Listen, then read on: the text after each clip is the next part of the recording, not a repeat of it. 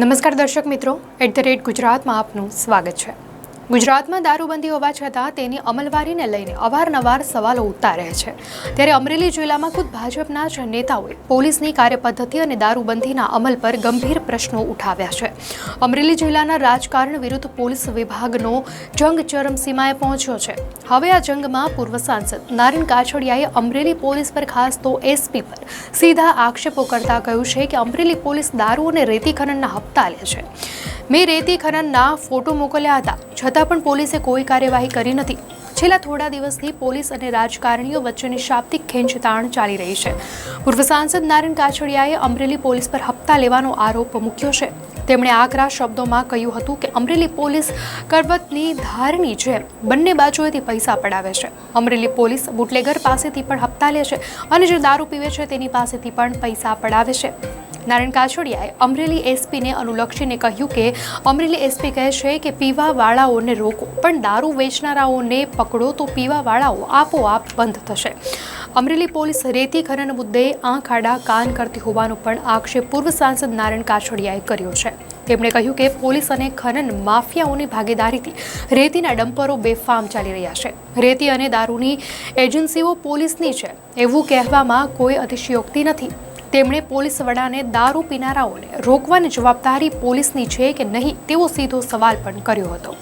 પૂર્વ સાંસદ નારણ કાછડિયાએ પોલીસ વડા પર શાબ્દિક પ્રહારો કર્યા હતા। તેમણે દાવો કર્યો કે પોલીસ વડાએ ભાજપના કાર્યાલયના સંચાલન માટે ફંડ ક્યાંથી આવે છે તેની તપાસ કરવાની વાત કહી હતી। ભારતીય જનતા પાર્ટીનું કાર્યાલય ચલાવવા માટે એસપી એવું કીધું કે તમે ક્યાંથી એનું ફંડ લાવો છો, કેવી રીતે ચલાવો છો એની મારે તપાસ કરવી પડશે। તો હું ખુલ્લેઆમ એસપીને કહું છું કે પાર્ટી કાર્યાલય ભારતીય જનતા પાર્ટીનું કાર્યકર્તા પોતાની જાતે ચલાવે છે। બહુ થાય કદાચ તો બાર્ગેનિંગ કાર્યકર્તાની અંદર કરીને પણ ચલાવે છે, નહીં કે તમારી જેમ રેતીના કે દારૂના હપ્તા લઈ અને તમે જે એસો આરામ કરો છો એવું નથી।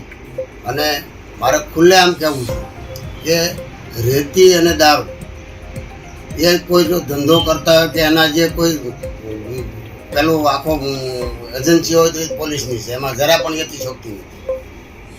કારણ અને એસપી એવું કીધું કે દારૂ પીવાવાળાને, વિપુલભાઈને એવું કીધું કે દારૂ પીવાવાળાને તમે કહો એ બંધ થઈ જાય, એ જવાબદારી વિપુલભાઈ દુધાતની છે કે પોલીસની છે?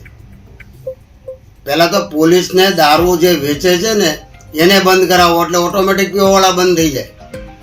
તમે દારૂના બુટલેગર પાસેથી હપ્તા લ્યો છો અને દારૂ પીવે એને પકડીને એની પાસેથી પણ પૈસા લ્યો છો, એટલે તમે તો કરવતની ધારની જેમ બંને બાજુથી પૈસા પડાવો છો। રે વાત રેતીની, મેં પણ આઈજીને અને ડીએસપીને બંનેને ફોટા મોકલેલા છે। રેતી દારૂ જે શેત્રુંજીની અંદર રેતી લેવાય છે એના ફોટા મેં મોકલેલા જ છે। 28 તારીખે મેં જ મોકલ્યા છે। શેત્રુંજીના પુલ ઉપર મેં ફોટા પાડીને મોકલેલા છે, ત્યાં બે બાજુ ડમ્પર ભરાય છે। તો આ ક્યાંથી આવે છે?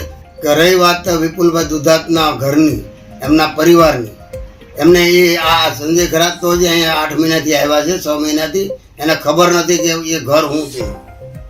એ ઘર છે ને આજે ભાજપની સ્થાપના નહીં, જનસંઘ પહેલાંથી એ ઘર જનસંઘની અંદર છે ને ભાજપની અંદર છે। અને આજે એનો પરિવાર સુરતમાં હોય કે અહીંયા લીલિયાની અંદર ક્રાકસમાં હોય, એના પરિવાર સુખી સંપન્ન છે। એમના મોટા ભાઈ એ પોતે પણ એસપી છે, જેમનું નામ છે હરેશ દુધાત, આજે પણ એ ગાંધીનગરમાં નોકરી કરે છે। તો આ પરિવાર કોઈ હેલ્પફેલ નથી કે ઓફિસ ચલાવવા માટે એ હપ્તા લે। નારણ કાછડિયાએ આક્રોશ વ્યક્ત કરતા કહ્યું હતું કે પાર્ટી કાર્યાલય ભાજપના કાર્યકર્તાઓ પોતાની જાતે ચલાવે છે, નહીં કે તમારી જેમ રેતી કે દારૂના હપ્તા લઈને એશો આરામ કરે છે। રેતી અને દારૂનો કોઈ ધંધો ચાલતો હોય અને તેમાં કોઈની એજન્સી હોય તો તે પોલીસની જ છે। તેમણે પોલીસ વડાને દારૂ પીનારાઓને રોકવાની જવાબદારી પોલીસની છે કે નહીં તેવો સીધો સવાલ કર્યો। પૂર્વ સાંસદ નારણ કાછડિયાએ વિપુલ દુધાત મુદ્દે પણ અમરેલી પોલીસ અને ખાસ કરીને એસપીને સ્પષ્ટ શબ્દોમાં સુનાવી દીધું કે તેમણે કહ્યું કે સંજય ખરાત હજુ 6-8 મહિનાથી આવ્યા છે, એમને ખબર નથી વિપુલ દુધાતનું ઘર શું છે। ભાજપની સ્થાપના પહેલાં એ ઘર જનસંઘમાં હતા। વિપુલ દુધાતના મોટા ભાઈ હરેશ દુધાત ગાંધીનગરમાં નોકરી કરે છે। ટૂંકમાં આ એલફેલ વ્યક્તિ નથી કે ઓફિસ ચલાવવા હપ્તા લે। સમગ્ર ઘટનાક્રમના લીધે અમરેલી જિલ્લામાં પોલીસ અને પોલિટિશિયન વચ્ચેનો ગજગ્રાહ સપાટી પર આવી રહ્યો છે। જે ક્યાંક ને ક્યાંક ભાજપની જ આંતરિક જૂથબંધીની સાથે પોલીસ અને શાસક પક્ષના સંબંધોમાં ચાલી રહેલા તણાવને સ્પષ્ટપણે ઉજાગર કરે છે।